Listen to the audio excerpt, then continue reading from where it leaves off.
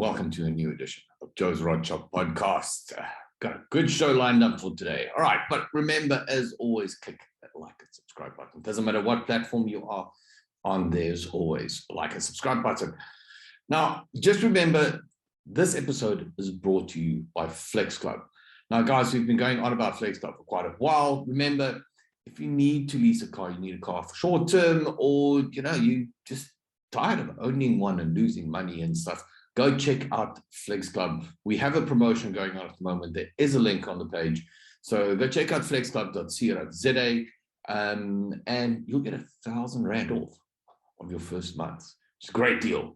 I've been using Flex Club. They sent you this great little package. I had it on social media, and the service is amazing and the people are friendly, and it just makes your life easier, which that's what it's all about. All right, so go and check out flexclub.co.za. So go and check out flexclub.co.za and go check out the special and stuff that they've got. It's really cool. All right, so about a year ago, we had a guy named Ciro on the show. Now, he's based in the UK. He actually owns a hotel and stuff on that side, but he started the supercar pizza delivery. And back then he was telling us about petrolheadism and everything that he wants to build, and he was working with. And this guy basically just did not sleep, okay? And he pulled it off. He pulled off one of the most amazing shows you've ever seen. Go check out the footage. I'll put a link into this as well, so you guys can go check out the video. He got Richard Rawlings there. I mean, seriously, Richard Rawlings. So he's an absolute great guy. He's actually such an inspiration. Yeah, yes, Ciro. All right, and we are live with Ciro. How is my friend on the other side of the water, Drew? Hey, man. It's been over a year, I think, since we did the last podcast, but we talked about what I was going to do, and I did it, and it's been amazing, man. I'm kind of tired, worn out, but I'm good. I am so proud of you. It's not even funny, and it was absolutely phenomenal. I mean, petrolism is just blown up. I mean, last time you were just doing, when we were talking, we were just doing the pizza, the supercar pizza deliveries, and you were telling us about all these things you were doing, and you did it in lockdown, dude. You did it.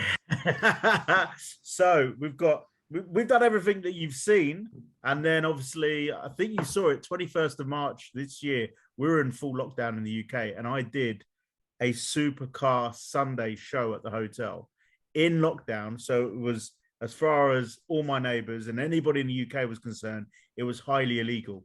But because on the 6th of January, Boris Johnson passed a law saying that if you're filming for TV purposes, then anything goes. So we had all the paperwork. We had a production company. They had been commissioned for a TV show about supercars, and part of the show was a supercar Sunday at my hotel. And this had been commissioned to be filmed during January to April, which was fully lockdown free. So we had cast, we had crew, and we had extras. So anybody that was a spectator at a car show was an extra. Anybody with a supercar and their passenger was cast. And the crew was anybody working it. And we had 600 people there. And I put out a video the morning of the show on our local Facebook for the locals and things like that, because I know they just kick off. And everything was positive. All the feedback positive. Obviously, the quiet ones, the ones that didn't comment, were like raging. And we had the council, the police turn up at 2:30, and we had a meeting with them. I handed over the folder of all the paperwork that we had ready, and they were just like, "Oh, okay." They spent six weeks trying to find how to fine us 10 grand, and it just went away. It just went away. But at the end of this month, it's going to be on Amazon Prime, and the whole last quarter of this documentary is our show, which we filmed in lockdown. So this year's been phenomenal. You've seen that I've been on it, and we've just been working away, like literally every day we're doing something. And whilst you see the shows happen, there's always been stuff going on. We were filming Lad Bible 2 weeks ago. I saw that. Yeah, that's going to be going on Lad Bible next month. My tractor was restored by the BBC in Northern Ireland. So that's going to go on BBC iPlayer. So again, accessible globally. That'll have my tractor and the Lambo. I bought a Lambo. I know. Didn't you have one? Did you buy another one? So I've got the two tractors. So I've got the tractor, and then my other one is the Aventador, which we had the body kit. And not only did I buy my dream car, I accessorized and customized it and made it a one of one. I saw it, dude. It looked beautiful. Absolutely beautiful. So now you've gone through the year. You've done a million different things, and you're building up for what the event for the end of the season. And the next thing, I see Richard Rawlings is popping through to you guys. How the hell did you sort that one out? So a few years ago, I got hooked up with Big Chris, who works on the show. He's good friends with Richard, and me and Chris have been friends for a few years now. That we just even talked about it 4 or 5 years ago, and a mutual friend had put us in contact, and the idea was to bring Richard over to a show. And even like 2.5 years ago, I was like, I can't bring Richard over to my hotel. My maximum capacity is 1,500 people. To cover Richard's fee, flights, and everything I should cover, I'd have to charge everybody like £500 a ticket. And there's not going to be 1,500 people that will pay that. So I was thinking, this needs to be much bigger. And that's already got my mind working in terms of where we're going to get to be able to bring. I've got this opportunity to bring Richard to an event. And put that aside, so that's just happened in the background. I've done what I did in 2020 with Petrolheadonism throughout the lockdowns, and we did it all legally, etc. And we're above board. We did the small pizza meets, we did the cinema nights, we did all that last summer.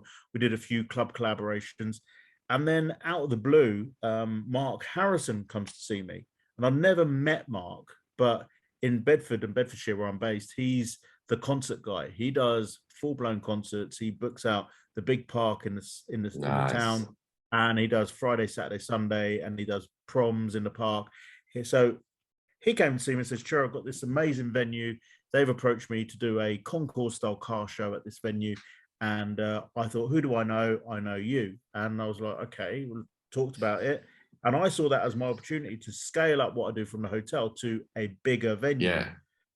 I can't do it without Mark, and Mark can't do the car show without me. So the whole year 2021 was building up towards Petrolheadonism Live. So all the collaborations with American car clubs, Stanced car clubs, Tucked Automotive, me and Lee at Tucked have had 2 major car events this year, which were phenomenal. Then we did the Max Power reunion, which literally single-handedly, that event reignited the whole Max Power era, and everybody's going crazy. So all those were stepping stones towards Petrolheadonism Live. And what had happened with Mark Harrison, I was like, I don't want to do a Salon Privé style concourse event. That's not me. I love going to Salon Privé, but it's not my style. It's not my vibe. We want to bring a car show alive. Yeah. So that's where I agree with it. There's this old man version of doing shows and stuff, and guys in white hats walking around just doesn't work for me, man. It's cool, and I don't mind going to it and being part of it and seeing it, but I don't feel comfortable. And I wanted to keep Petrolheadonism grassroots Petrolhead events. So we got talking. I said, what we need to do is do what I do at Sharnbrook, but on a much bigger scale. That way you'll get the people through the gates. We'll have the cars there. I can get supercars. I can get Americano there. I can get classics. I can get modified. I can get all these different people there, except EV, electric vehicles this time. I said no to that. But we need to work on a formula. And this is what we went back and forth, me and Mark, on a formula. And I said, look, we can bring in Richard Rawlings. Now, it means a massive investment, but this is what we could do. So that's where it happened. It happened, and the original venue that Mark had for this big car show wasn't right for us. We went to see Nebworth, and the whole thing with Nebworth, it has its pluses. There's a few kind of negative bits about it, but as a venue, if it's had Oasis, it's had Led Zeppelin, it's had Robbie Williams, it's had Queen, and then Petrolheadonism Live, I was just like, it was just the heritage of the venue. It was like, we're doing Nebworth. And then when I spoke to DJ Richie Don, who's kind of that Max Power live era of DJs for car show events, he just, we could have had bands, but having him there and the way he just brings that stage alive with his music, his interactions. And I was talking about an hour ago, the people I brought in to look after the VIP area. Darren, a good friend of mine. Walter looked after the elite class. Sam Hard looked after the stage for me.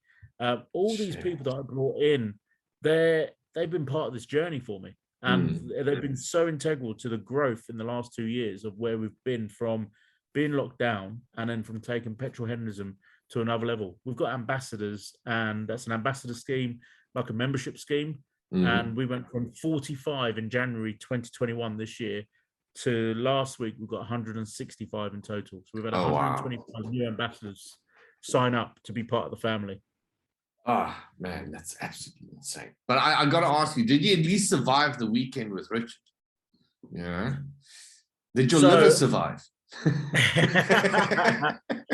I did not drink. I was doing a job. I had a job to do, and I didn't have a drink.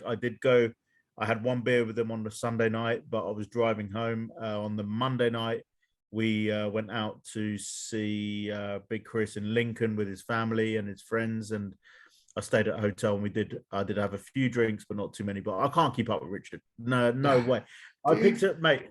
Let me say one thing about Richard. He is 100% that guy you see on TV.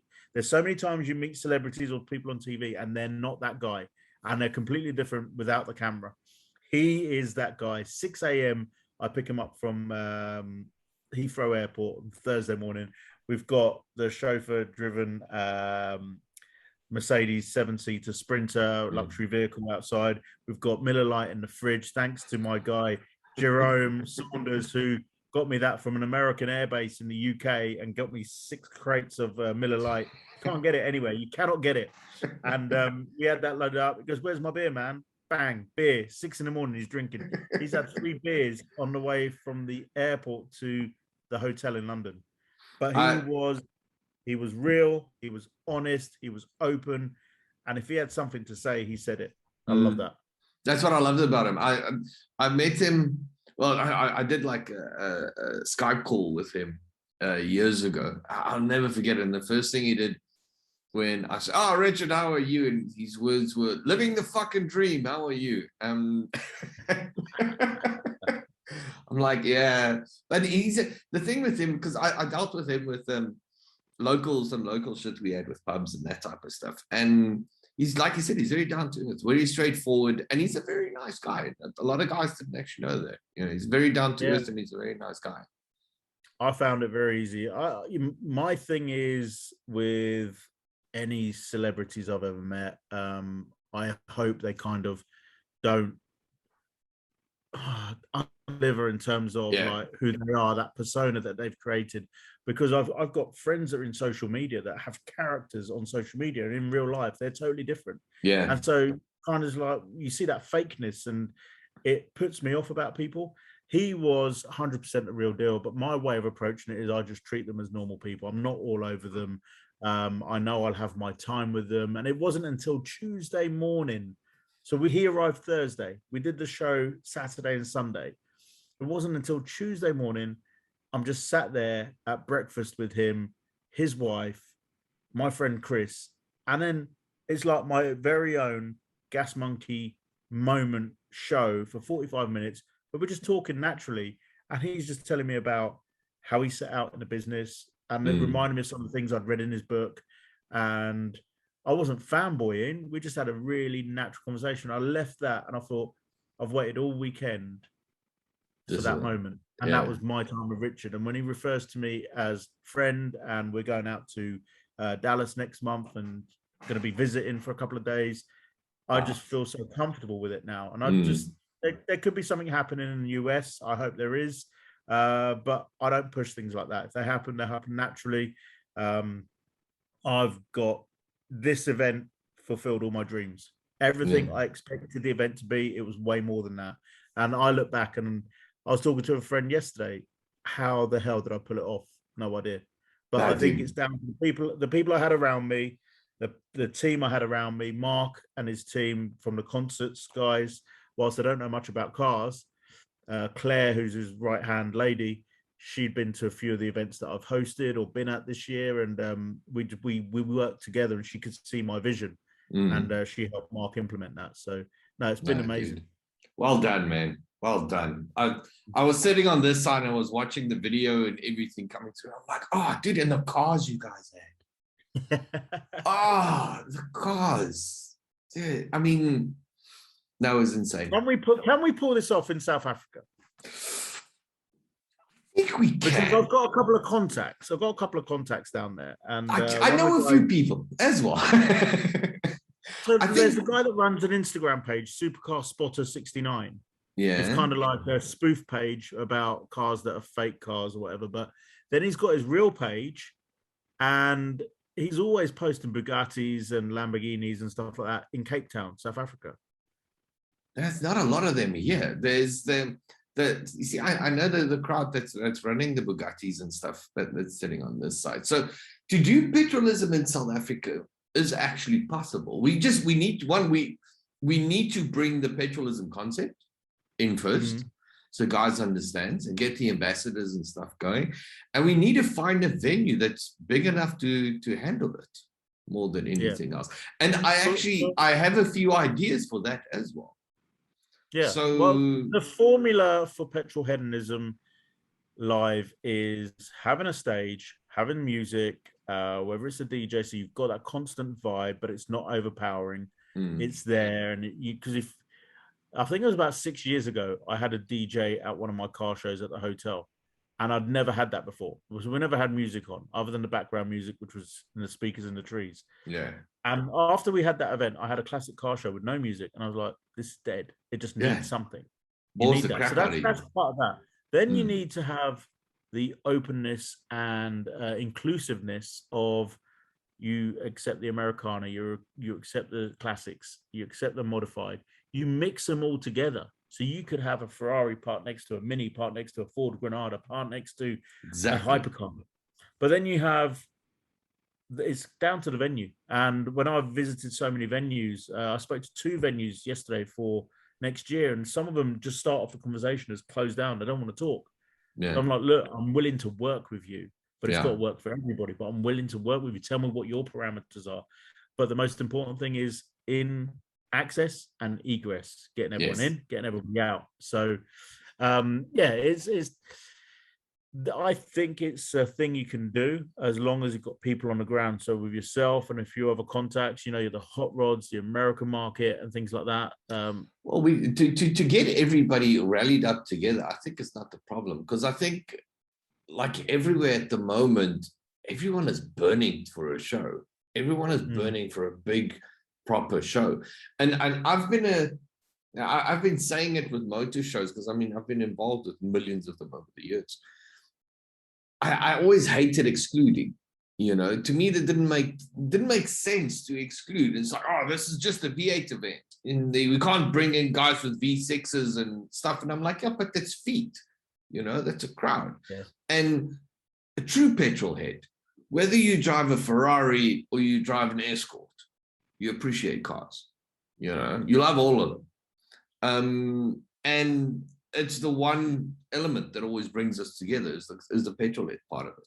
So I think it's good. So I think we should need to start looking at this I think 2022 might be a bit rough, but maybe definitely look towards 2023. Gives us time to lay the groundwork and get everything going. I was about to say 2023 is where we go international with that. Because there's a lot of things to do, and obviously I can't get to you at the moment. And well, I want to get to you next year, so I want to be at the next live event. So, and my wife wants to come visit family, so it just makes she can go there, and I'll come see you. You can put me to work. All my trips work. Just put me in there and put me to work with everybody else. But then let's start working this out, because I love the concept, I love the idea, I love where you're going, and I think it would work. I think it's a great opportunity. Definitely.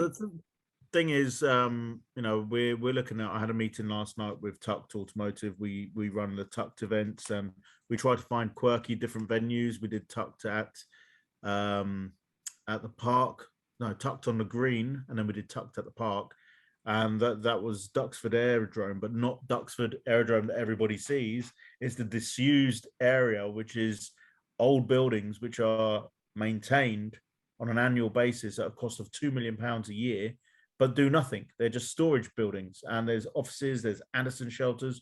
And so we were able to bring cars in, park them up in front of the buildings, park them on the greens, and it was a phenomenal event. So, you know, talking to Tux, we're doing 4 events next year, and it's just exciting to think of the different kind of venues that we're looking for. And one of them is going to be in Scotland. And I've been talking about taking an event to Scotland for 2 years. And I've got all the contacts up there for Scotland in terms of the supercar crowd. A couple of my friends ran events up there. I've already got Bugattis and stuff like that confirmed. I just need to set a date and a venue, and it's go. So I just go into it really confident, knowing that I've got these relationships. But it was like when we spoke last year, that's when it was all coming alive. I've built these relationships for over 14 years with people in the car world, but I know the owners of the cars. Yeah. And one of my friends runs Supercar Fest at Sywell Aerodrome in Northamptonshire, and it's an amazing, lovely event. And Mark and his dad run that event, and he invited me to bring some cars to fill a gap. And I said, well, you know, can we work on this together? Because I'd like to bring some cars, have an area for petrol hedonism, advertise not just the club, but some of my events, because then I had Supercar Sunday at the Warren Estate, which is a big golf club.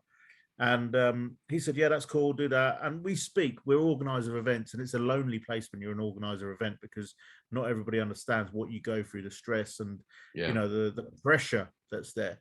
So we speak, we become quite close. And 10 o'clock in the morning, I've got our stall set up. We've got Bugatti Chiron and Enzo. We've got the Zenvo on there. We've got some Liberty Walk cars. We had, I think, 4 Liberty Walk cars, Miura, Countach, Diablo SV, 488 Pista, 488 race car. There was an amazing stand of 18 cars. 10 o'clock, Mark's dad comes up to me and goes, Ciro, we've got a bit of a problem. Our commentator for the runway, where all the cars are going down the runway, has had his car impounded on the way to us, and he's not going to be here for another 2.5 hours. Can you grab the mic and just do some commentary for us? Mate, I love this story, and that's why I'm going to tell it. Look at this. I got my own pass with my own name. The VIPs had VIP. I had my name on my pass. But I love this story, and that's why I'm going to tell it. So I said to Robin, I said, look, Robin, I'm going to make you proud. And all of a sudden, my energy just switched from being on it to like, pow. I was like nuclear. I grabbed that mic. I started talking about the cars. I started talking to the crowd, giving them a bit of insight. I was able to shamelessly plug my events on the mic to the whole crowd. Had about 4,000 people there watching these cars line up for the runway and put their foot down on the start line. But also, what was prevalent was I knew all the cars, and I knew most of the people. And if I didn't know them, I made sure to include them and talk to them about their car and find out about their car, how long they'd had the car, what it was running, if it was special, had they customized it. 12:30, the commentator arrives. I had no idea who he was. And he just said to me, where's the book? I said, what book? He goes, the book with all the cars in it. What are you talking about? He goes, there's a book, and the cars are numbered. And the number on the car correlates to the number in the book, and it tells you about the car. I was like, I have no idea. I'm just talking. It was like, how long have you been doing this? You're amazing. I was like, no, this is my first gig. And he was like, well, how do you know about the cars? I go, I just know the cars. So then he's gone off into the cabin to read about the cars for about half an hour, 45 minutes. And I'm not taking anything away from his career as a commentator or anything like that, but he didn't know that. He knows the classics. He knows the race cars and things like that. He had no idea about these supercars, hypercars. And so then he came on, did a 10-minute stint to relieve me and give me a break so I can get some water. But he struggled because he was literally reading through the book, trying to find the car. I had no idea they had numbers on them, and I just did my thing. And from that moment, you know, Robin and Mark said to me, Ciro, you're going to be our full-time commentator from now on. So then we did the show, hill climb. They paid me. It covered the fuel to get there with a couple of cars and back. We had a nice area. for me, it was more, again, just building those relationships. And a couple of their sponsors came to me at another event the other week and said, Ciro, we've been seeing what you've been doing. We love what you're about. And we want to see if there's anything we can do together next year. So it's just constantly being there. And I think I started out the year with a hashtag omnipresenza, which is in the biblical sense of being everywhere all at once and being everything. And I just wanted Petrolheadonism to be seen and active everywhere. So whether it was at my own events or other events, or with the ambassadors, some of them went and had sun strips put on their cars, or whether they've got stickers on their cars, it's just people seeing Petrolheadonism everywhere, hearing that word. I coined the word in 2017 out of nowhere. I was just trying to find a word to give me an umbrella brand for all the car stuff we did. And then, yeah, it's just been happening all year. And like I said, when we were talking earlier, we've got BBC iPlayer next month for the unveil of my Lamborghini tractor. The Lamborghini Aventador's in that as well. So we're talking a little bit about that car and my passion for Lamborghini. We're on the supercar documentary, which is going to be on Amazon Prime at the end of this month. We're going to be on Lad Bible. All these things are still part of that omnipresenza of just everything everywhere. So it's just a start. When do you sleep? And do you spend? Do you actually spend time at home still at any point? Yeah. So this year's been one of those years where I've done it in the past. When we first opened the hotel, I was 30 and literally threw myself into work, working 80 hours a week. And this year's been one of those years where I undid the priorities, and that's a bad thing. Like, usually I would put my wife and the kids to the top of the priority list, then work, and then me time. And then sometimes when I get mega stressed out, doctor says, no, you've got to give yourself me time. So you put myself to the top of the priority list, and then the kids and my wife and work.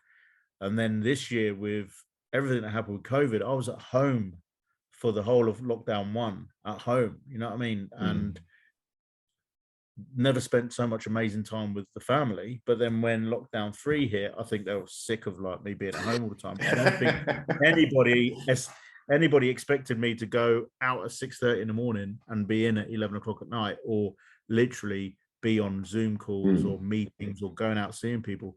And then when the show season kicked in, the whole priority thing got thrown way out. It was just literally work. And then after Petrolheadonism Live, there's nothing coming up. And it was like, all of a sudden I'm at home, and it's like that lockdown 1 thing where I'm about at home, and everyone's like, where have you been for the last 6 months?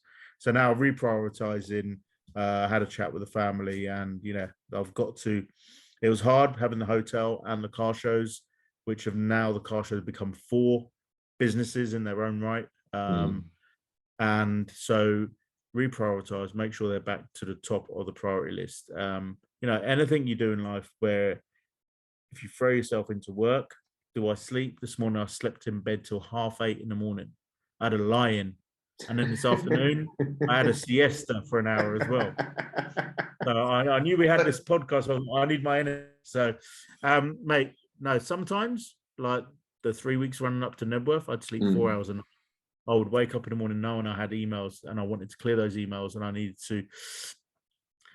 You've got to be persistent. You've got to be determined. And the amount of times that I could have been shut down or closed off for an event. Like, I remember Tucked at the Park, 15th of August on the Wednesday, and it still aggravates me now. On the Wednesday, 4 days before the event, the venue told me, if I don't have this paperwork by 5:30 tonight, you're not having the event. And it was at 3 o'clock, and I'd redone the paperwork 7 times from the Monday to the Wednesday. The same paperwork that he accepted 2 months earlier was not good enough for him anymore. So I don't know what happened, what changed, but I made the call to Lee, my partner on those events, and I said, this ain't happening. We're going to have to call it off. He wants too much. And Lee said to me, Ciro, you've got to make it happen. So I sat on my laptop and 2 hours just tapping so hard on my laptop. I don't know how this laptop is still alive. At 5:15 that night, the guy signed off the event.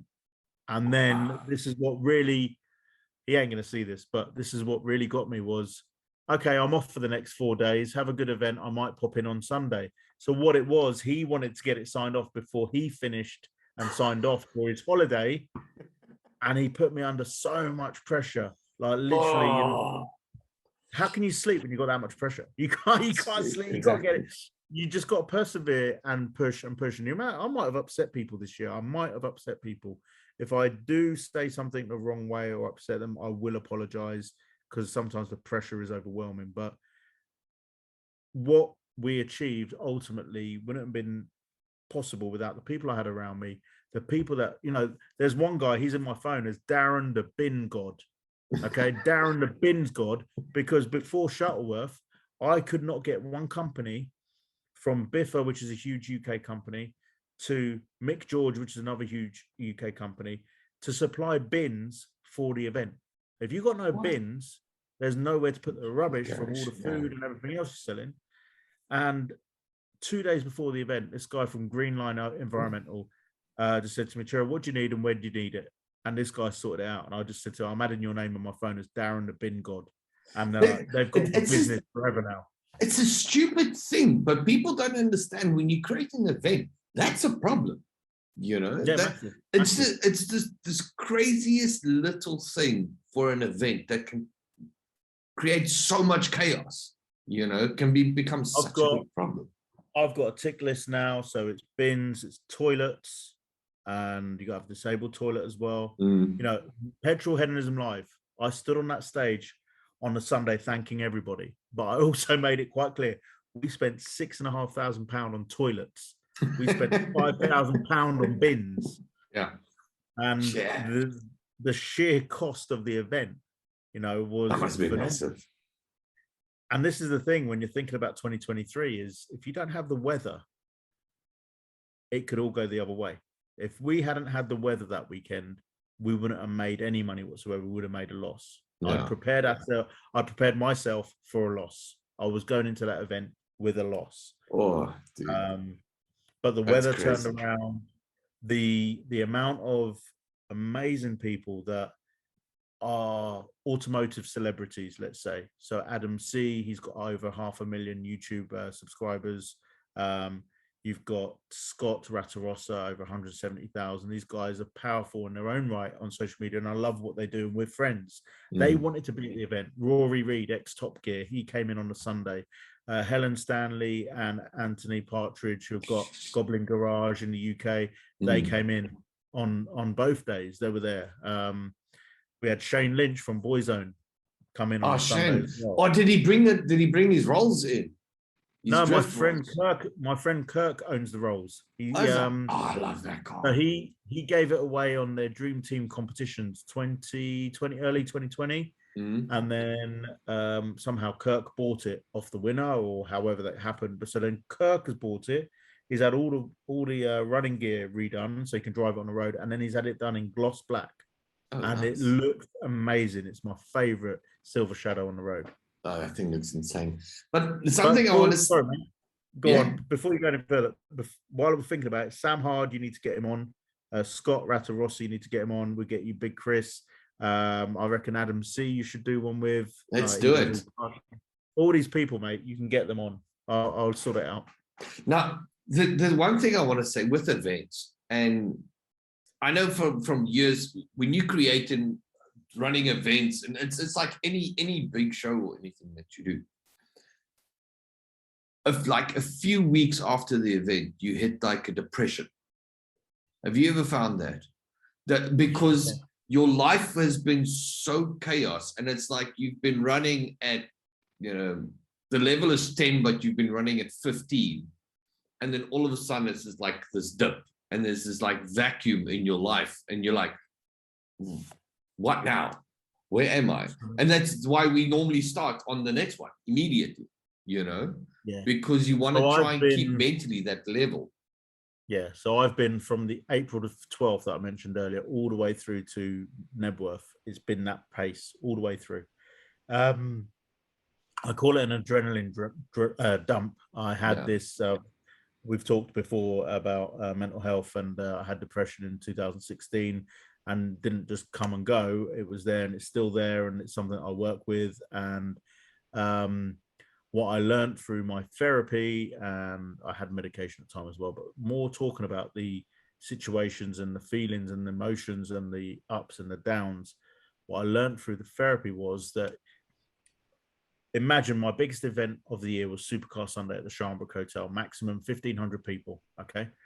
That was my biggest event. For the 6 weeks building up to that, I was full on go, go, go. I wouldn't sleep. And this is a small event by what I've done this year. This is so small compared to all the events I've done. And what I was realizing was everything built up to the event. On the day, I might have only had 2-3 hours sleep on the day of the event, but I was on fire. I was like nuclear, and the event was amazing. And then for the evening of that event and the day after, you're seeing all the social media coming in and you're sharing. And I'm reliving my event through the media, because I don't see half the cars come in. I see cars. I think, I didn't see that GT3 there, 992 GT3. When did that come in? And even now with Petrolheadonism, I'm seeing cars that were at my show and I didn't live it. But immediately after Supercar Sunday, you'd have Sunday night, Monday, reliving it, physically tired. Yep. So you'd have a good sleep, blah, blah. But on a Wednesday, Thursday, the adrenaline just dumps out of you and you're like depression, and you kind of, everything you've missed out on the last 4 weeks hits you. Yeah. Now, with what I've done over the summer, I'm aware of that. So after a big event on a Sunday, I'm aware Wednesday, Thursday, Friday is going to be a crash. So what I was doing was putting in meetings or appointments, or making myself physically drive somewhere, like to Chelmsford for a meeting for the Warren Estate event at Thursday, 9 o'clock. So I had to be up at 6:30, bang, go. And if I had things in my diary, it kept me busy and away from that dump of adrenaline and depression. Did it happen after Nebworth? I'm kind of in that place now where there was nothing ahead. Yes, there's 2022. There's all the conversations about what I'm going to do. But like having a lie-in this morning and then having a little sleep in the afternoon, I feel lazy. I feel lethargic. I feel like I'm having that moment. But I know it's happening. Yeah. So again, there's a difference. Exactly. It's a difference when you know it, because I mean that, like I said, that was with me with events, is it's coming. You know that there's going to be that time when everything dumps, and then you sit and you go, oh shit. And I found the first thing you do is get busy, start doing something, start working on something else. And also it's the perfect time because you still got the juices flowing. You've got the event in your head and you're like, I could have done better there. I can be done better there. So you grab pen and paper and you start writing everything down, of what you want to do and how you can improve. I've got a collection of business cards here that people are giving me. There's the top 10 are from after Petrolheadonism Live to have conversations about sponsoring or getting on board or products. And they're there and I haven't done anything with them yet. And so there's things to do, but I'm kind of thinking I also need to chill out. I need to have this time as well. So I'm going for a really nice lunch on Friday, which is talking about 2022 and a new sponsor coming on board. The Porsche is about to be fixed. I'm taking it for a dyno. And so the Porsche is finally done now. We fired it up today. The marriage happened last week. Then the guys have plumbed it all in, and we've got sports caps on it, and then we've got the sport exhaust that was already on it. But it's been bored out to 3.8, polished and forged, absolutely everything. It's cost a lot of money, but the thing is going to fly. I've got it booked into 2 track days as well. So that's November, December. Finally, it's going to be the car it looks like it should be. So Porsche's coming back. Tomorrow, I'm going to a special needs school with a Lambo to show them the car. The guy was my graffiti artist. He did my garage for me. I've got 2 great walls in my garage. Nice. And he's asked me to take it along so the kids can see the car, which anything like that, I'm always up for. And for me, having the car is so special to me that I want to share that as well. And so, anybody that's ever caught me near the car and I said, can I sit in it? They sit in it. If anybody let me sit in their Lambo when I was 12, 13 years old, I'd have been like, this moment changes my life. Exactly. So I know what it means to people. And it's amazing, like going back to what we said about Petrolheadonism, the ambassadors and the family we've created. I know where I want to go once the hotel's sold. And at the moment, until that happens, we can't take that next step. But I want to create like Petrolheadonism has some hashtags, which it's a religion. It's we're all messengers, and sharing the passion. I want to create a hub where people can come to, because for some of the ambassadors, it's been a mental health positive aspect for them, being part of this, being able to come into the group. And there's so many nice people that are part of it, that, going back to what you said, we're all petrol heads. And that's the one common theme. When you start talking cars, whether it's a classic Fiat 500 or a Ferrari or an Escort, there's that element of passion that we all share in the same passion. And that's what I want to create. I want to create a family hub where people can come to and hang out.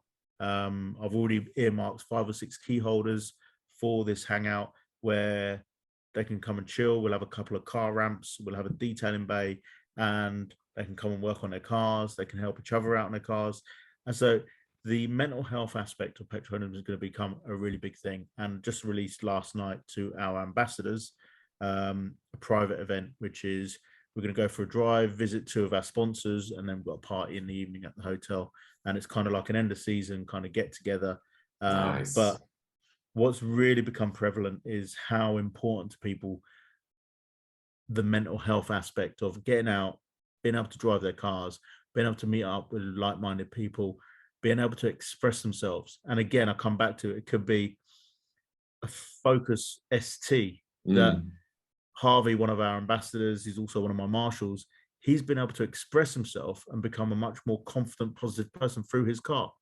It's not a Lambo, it's not a Mini, but it's what he wants. And he will, had a really good chat with him the other day. He will never sell that car because it's expressed so much for him of his own personality. And he's made his own parts for the car as well, that he's modeled and made and stuff. So the mental health aspect is what I really want to concentrate on as well. And we're going to do that over the next 2-3 months during the winter period, and really bring that to life. Dude, let's bring it to South Africa. 2023, Petrolheadonism Live in South Africa. We're going to make it happen. Listen, let me get off, and because I'm trying to keep these things. Last time we spoke for over an hour. But yeah, you and I are going to talk. And I'm definitely coming through to your side next year. I'm going to be at Petrolheadonism Live next year. Definitely. And then let's make it happen so we can bring this stuff to South Africa. Because I love where you're going. Yeah, wicked. I'm not saying too much now, but there should be 2 Petrolheadonism Lives in 2022. Nice. I'm not saying much else right now, but there's going to be 2. Let's make it happen. All right, dude. Thank you so much for being on the show, man. And listen, good luck. Thank you very much. Thanks to all your listeners. Thank you for tuning in, and check Joe out. He knows what he's doing, and big up to everyone in South Africa. Thanks, man. All right. Cheers.